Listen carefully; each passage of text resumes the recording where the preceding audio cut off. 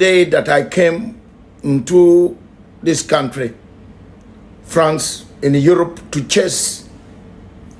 look at the cases that I have filed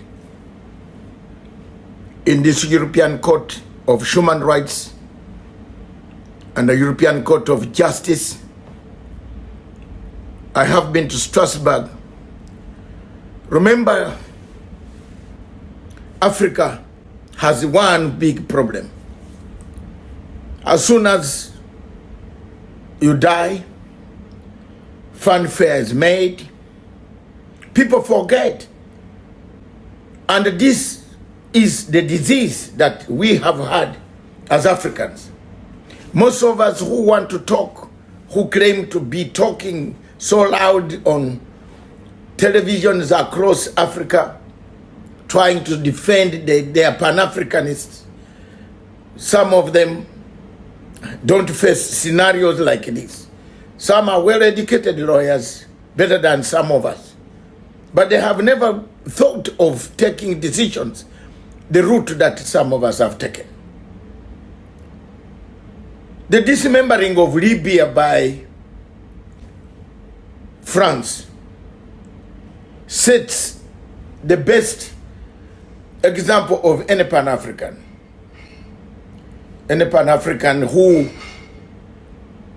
feels for Africa has to come and do something on the question of Libya.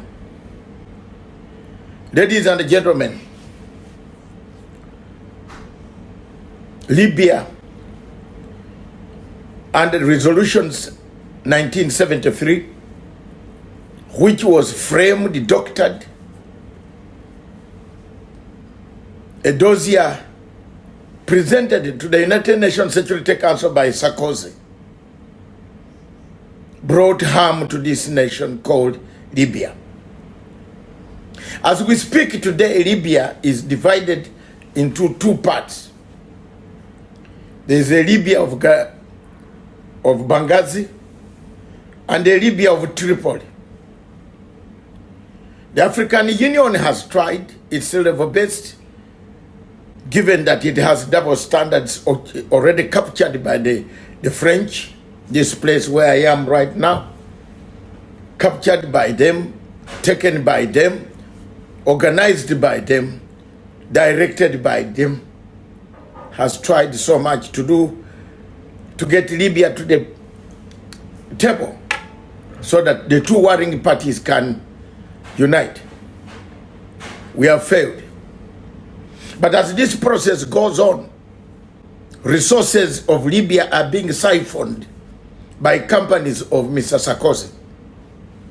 Remember, Mr. Sarkozy was the president of France who siphoned over 4 billion euros of Gaddafi's money and took it to France, used it for his elections. Here, won an election or failed to get elected, spent more than what the party regulations in France were supposed to be. He was arrested, charged, sentenced to 3 years in jail, 2 years suspended, 1 year custody. Custodial sentence had to work. Mr. Sarkozy appealed against all the information that most of us gave. We have followed the story. I have followed the story of Libya because I felt Africans forget so fast. Presidents who used to dine with Muammar Gaddafi have forgotten. Presidents who used to praise Muammar Gaddafi have forgotten. They have left him, left the children, left the whole country to go at his ease. Nobody looks for Gaddafi's child. Nobody looks for Gaddafi's children. People have forgotten about Gaddafi. I have not forgotten. He never gave me a penny. But he gave me inspiration of a Pan-African. How an African can stand up. How an African can stand and speak like I do. I use my resources to travel to this place to find justice for the people of Libya. That money must be returned, which Mr. Sarkozy stole. And that money was found here in Paris. It is here. Where did they have kept it? It should be returned to the people of Libya. It is some of us in Africa who should actually control African Union, because the African Union is useless. It doesn't do anything. It has not followed up. It has not. Libya was handed over to terrorists, whom Gaddafi said they were terrorists coming. And indeed, it has proved several years down the road. We have now proved that the two governments can't work together. Some of them who were actually, they came and took over a government, made matters worse, and brought the country to its knees. Once a powerful country became a begging bowl for Africa. How many Africans think about that? I think about it. I always follow. The little money that I have in my pocket, I will try to buy a ticket to be able to press on, to go as far as the court. I filed an application, an amicus curiae to the world, and I told the court, Mr. Sarkozy, after the Court of Appeal in France, the French courts in Paris threw out his appeal and said you must go and serve the 3 years and the 1 year custody inside the prison. Carry a pail. Yes, the French law is very clear. Carry a pail and serve it with other inmates. He said he's too frail, too old. How can you be too old when you can be having 10 women in a day? Girls brought it to you. You saw the story of Mr. Sarkozy. It's not me. It is all over the internet how Mr. Sarkozy lost his family with his wife. The wife had to leave because he couldn't handle a man who could call for call girls. So it is that premises that I wrote an amicus curiae to the court to say this guy, first of all, give the money. That money must be returned to Libya. Because you cannot confiscate, you cannot freeze the account of the money where he was found with excess money. Who is benefiting from this excess money? The French. The French government is getting excess money. And that's why, Dr. Matanga, as you see me here, I'm here. I've not given up. And I'm not giving up. The ruling will come out. We've done everything. We have submitted what people want.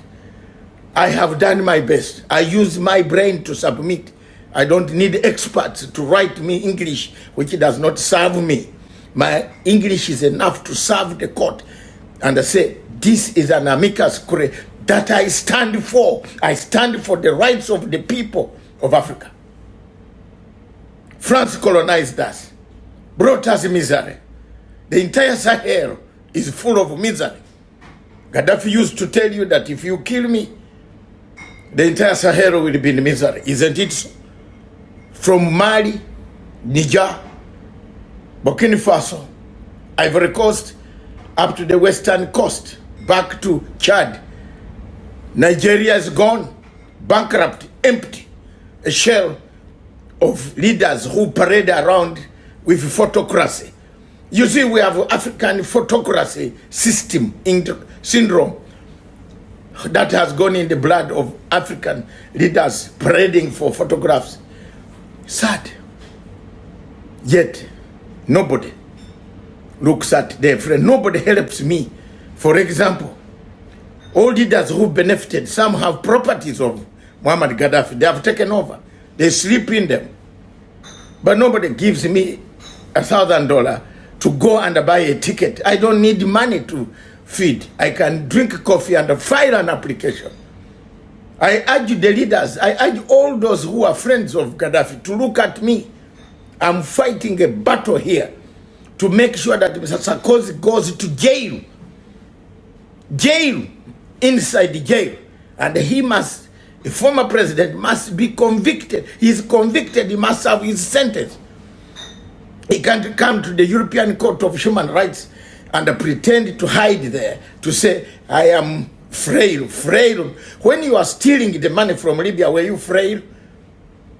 I am a man who supports alternative mechanisms of justice. That's okay, which I'm coming to. I just wanted to tell you that's why I'm here in this capital city of Paris. First, let me come back to the subject that you see here. Why? Why is Africa tearing apart? And my producers back in Nairobi, Ghana, Dar es Salaam, you cut this, the London one, you get a copy of this and cut it into 2 parts. Why? Why is Africa tearing apart? Why do we tear apart every time? 67 years of independence. We are tearing apart. We are tearing apart. Look at everywhere in Africa, when you mention elections, even if elections 5 years ahead, people start fighting, jostling for positions. My own country, today as you speak, the leader of opposition is running around the European capitals talking nonsense. How do you come to London and tell people about Uganda? You speak Uganda in London. We don't, not all of us hear Ugandans. Some of us are people who read Uganda and write it. Because I was born, 40 years behind him. I was born. I can write in Uganda. But you come to the national function, international arena, you're speaking in your language, Uganda, telling us, Ugandans, are you a leader for my country? Rubbish. That is the worst type of opposition that I'm seeing. Some of us have stood firm.